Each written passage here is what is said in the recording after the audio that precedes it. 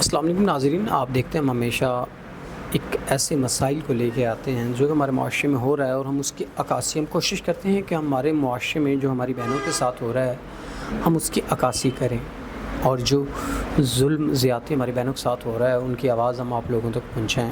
جو بہن آج میرے ساتھ موجود ہیں یہ بھی اس زمانے کی ستائی ہوئی ہیں، تو آئیے ان کے جو معاملات ہیں آپ لوگوں تک پہنچاتے ہیں۔ السلام علیکم۔ وعلیکم السلام۔ اچھا بہن، مجھے بتائیے گا کیا زندگی کے معاملات، کیا پریشانیاں، کیا الجھنیں ہیں جنہوں نے آپ کو اتنا پریشان کر رکھا ہے؟ میرے والد کی وفات کے بعد میری والدہ میرا آخری سہارا تھی۔ گھر کے حالات کافی خراب ہو چکے تھے، کوئی کمانے والا نہیں ہے۔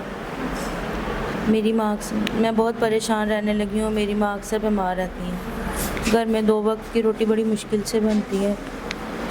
میں اپنی والدہ کا علاج کیسے کروا سکوں؟ جس کسی سے مدد مانگے وہ طرح طرح کی باتیں کرتے ہیں، کوئی بھی ہماری مدد کرنے کو تیار نہیں۔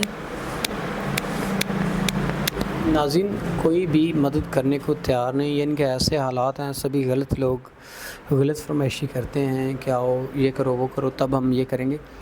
تو ہمیں بحیثیت مسلمان سپورٹ کرنا چاہیے۔ اگر کوئی مشکل میں ہے تو ہمیں اس کو جو بھی اس کے معاملات ہیں اس میں زیادہ نہیں تو اپنی حیثیت کے مطابق کرنا چاہیے، تاکہ ان کی الجھنیں اور پریشانیاں کم ہو سکیں۔ آج کی جو بہن ہمارے ساتھ موجود تھی یہ اپنی پریشانیوں سے کافی دوچار تھی، اپنی والدہ کے حوالے سے، اپنی والدہ کے علاج معالجہ کے حوالے سے کافی پریشان تھی۔ جن سے بھی انہوں نے مدد مانگی انہوں نے غلط تاثر دینے کے سوا کچھ نہیں کیا۔ تو اب یہ چاہتی ہیں کوئی ایسا انسان جو ان کو تحفظ دے۔ بہن، اگر کوئی ایسا انسان جو آپ کو تحفظ دے، آپ کے معاملات، آپ کی والدہ کے تمام تر معاملات کو اچھے طریقے سے دیکھتا ہے، تو آپ کا کیا خیال ہے؟ میں ایک ایسا انسان چاہتی ہوں جو مجھ سے نکاح کرے، مجھے اپنائے، مجھے عزت دے اور میری ماں کا سہارا بنے۔ ناظرین، بہن ایسا انسان چاہتی ہیں جو عزت، تحفظ اور محافظ بن سکے، تو ہم امید کرتے ہیں کہ نیک انسان ہی محافظ بنے گا۔ تو اسی کے ساتھ اپنے میزبان نواب احمد کو دیں اجازت۔ خدا حافظ۔